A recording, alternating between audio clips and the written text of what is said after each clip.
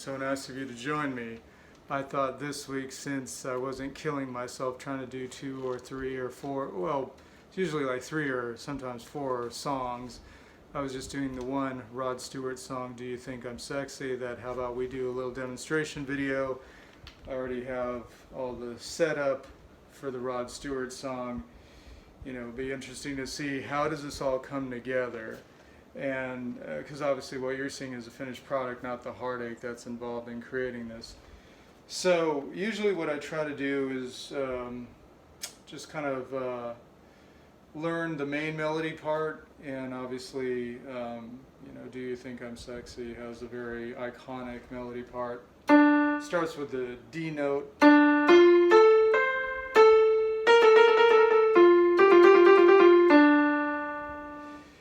Now, the thing is in the videos, the performances that I do, the songs that I'm paying tribute to, I'm not just doing the keyboardist part, but also the melody for, like the vocal melody, the very, like just different guitar parts and bass, you know, as well.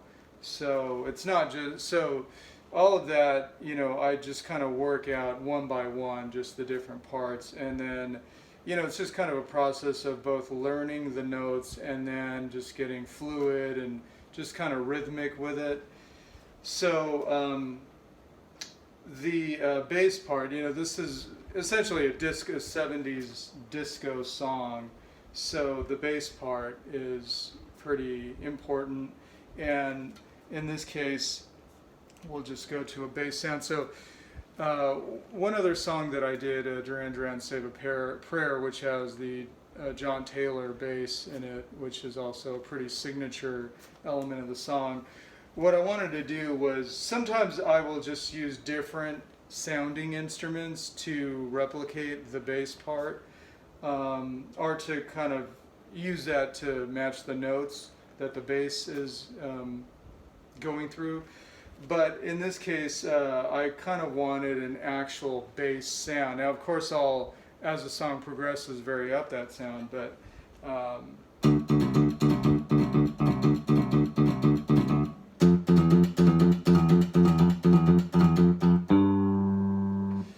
want to say in the actual song, I think when it goes up, I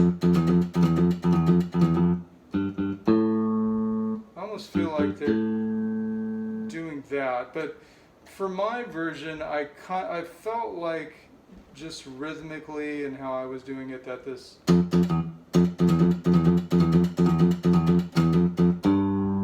just kind of having that, it just kind of gave it that solid punch that, you know, at the tail end of the melody part.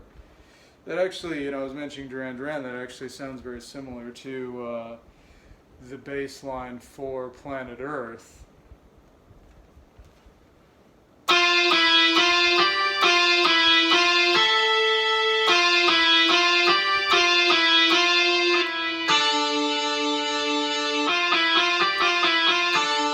There we go. Maybe that might be a future song here, ladies and gentlemen. Let's see here. Okay. Yeah, so one thing that I was interested in doing is having the opening of the song where I kind of walk through the different, you know, like the bass, the, you know, the main melody riff, and then our main melody line, and then the first verse leading into the chorus. I thought it would be interesting to just do that, just strip down bass for that. And so, you know, that's where I had the,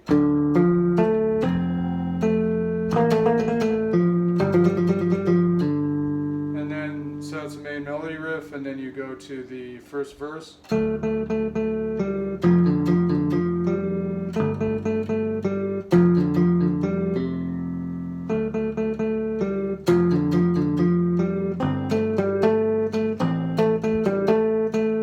Yeah, for some reason when I was learning it, that part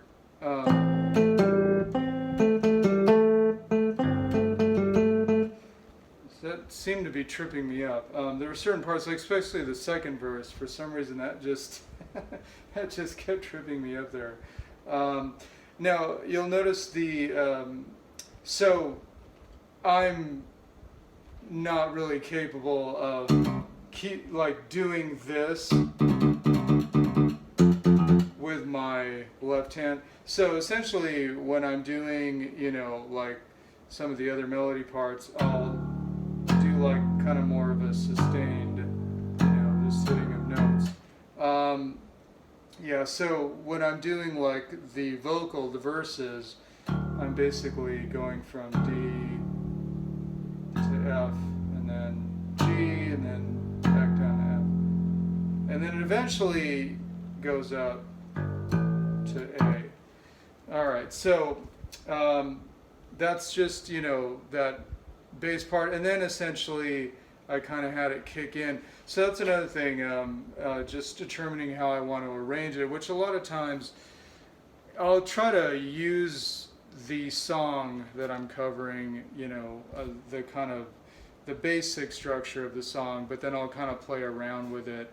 Almost sort of like doing a remixed version, but it's basically a remix where you're playing it. You're not like editing and manipulating in a studio. It's just actually a live performance of a remix almost. So okay, that was a bass, and then when the song kicks in, trying to find the drum pattern sometimes can be tricky. In this case, Rod Stewart's song, it's a disco song, so we go with disco. Now, on this synth, there's actually two different types of disco that I've noticed. There's like disco pop and disco soul.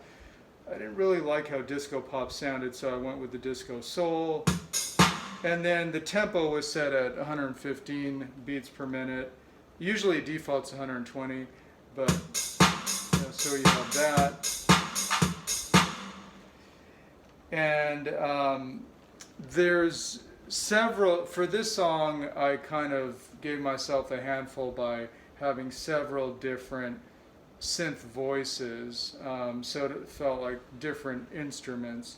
So there was that pure bass sound, but then when it kicks in, what I do is for the main melody I kind of wanted to have elements of string and also choir as well, and then also kind of a sort of a bassy, ominous undertone to it as well. So there was this one, it's oct, I don't know what that's an abbreviation for, but oct synth string, and so essentially I layer that against this, it's this choir Oz. So that's the main melody, and then you have.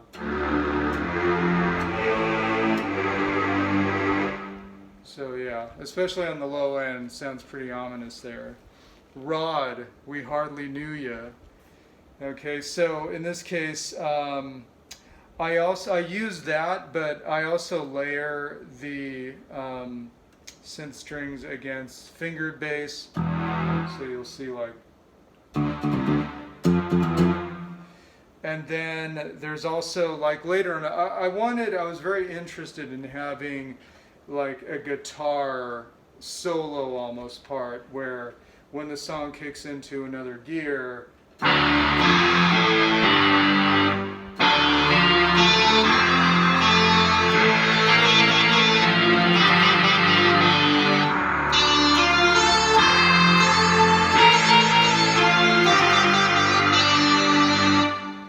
so yeah, I just thought that sounds real evil right there. But so it kind of gives a different, character to the song. You can take a song in so many different ways. Let's see here. Yeah, another element that I wanted to use was this synth bass lead, which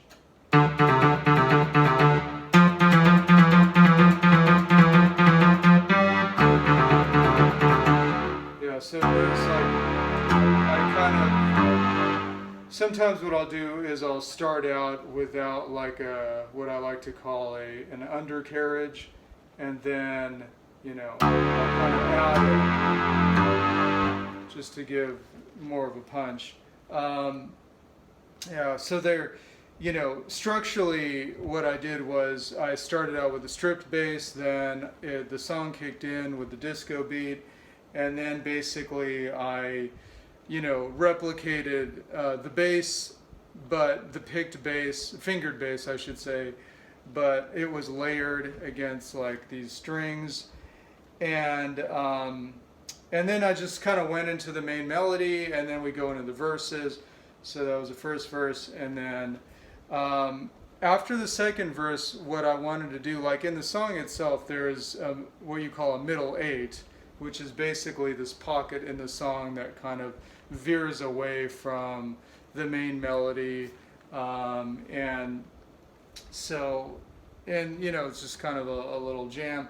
So that actually was represented by, I think I was doing like.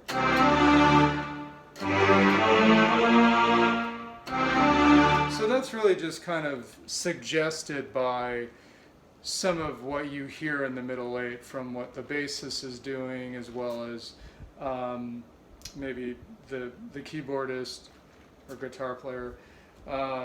Also, after that, then what I wanted to do was change up the rhythm pattern from disco soul to this.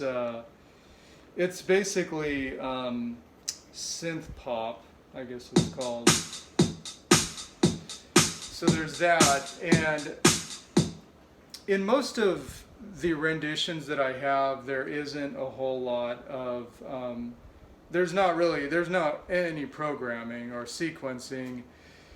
A lot of it has to do with the fact that I'm just too lazy to read all this. You want to read all this? Yeah, I didn't think so. Yeah, so who knows? Maybe someday, I will, but not today. So in this case, everything is manually played, and even like the drum fills or drum skips that you hear are manually triggered by me. So it's you learn parts and then you put it together, and then you just really try to work on the timing and just the fluidity of everything, and that everything kind of comes together very smoothly. I've been pretty happy with what I've been doing. There are certainly some songs where I'll have to go restart it just because maybe I don't really like the pattern that I had, the rhythm pattern with the finger playing or something. So, I might have to start over, but sometimes I get so tired that it's like, you know what? Yeah, okay, that's an error, but I don't want to, I'm too tired to start it over and do another take. But yeah, so basically, there are times though where I will use this accompanying, I guess it's like a sequence pattern. So I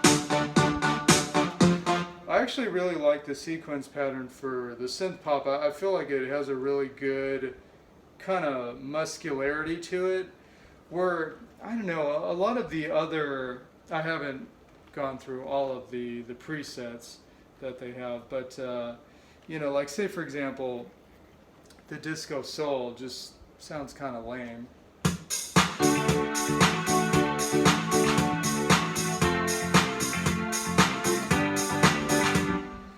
Yeah, it's just lightweight, but actually the name, belying the name synth pop, the synth pop is actually pretty solid. So essentially, what I'm doing is I'm controlling the different notes, and I'm essentially using my left hand for like the kind of bass undercarriage. So that's where you'll see.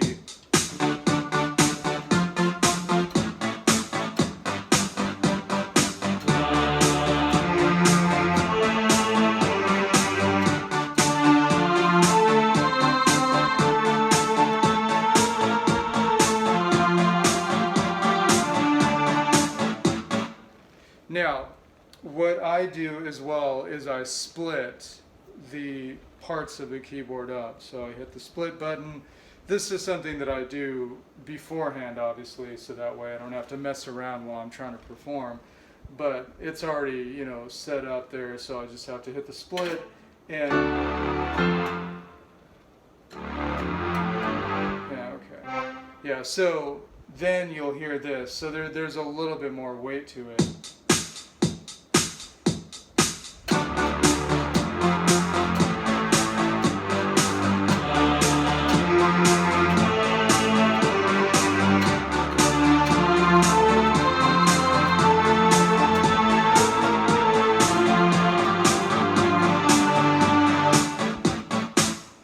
Yeah, so I definitely wanted that section in the song, and then basically after I finish the third verse, then, you know, I go into this last part where I just sort of, what I wanted to do structurally is just kind of strip it down, and, you know, just have the fingered bass, and but layered against the strings that I was using. So yeah, and it's just kind of, I have to like tap my brain and just really memorize, like, because obviously it's a little darker as well. Usually when I'm practicing during the week, it's during the day. So, you know, just kind of, it's almost like a muscle memory that I have to like learn it, work it out, and memorize it to the extent where it's just kind of, I just naturally, you know, go to the different settings, the different buttons to change the settings of the song. Um, so yeah, so we just go back to the fingered. Yeah. So anyway, that is basically just kind of a little bit of a demonstration of, you know, just working out the different parts and then how everything comes together, ladies and gentlemen.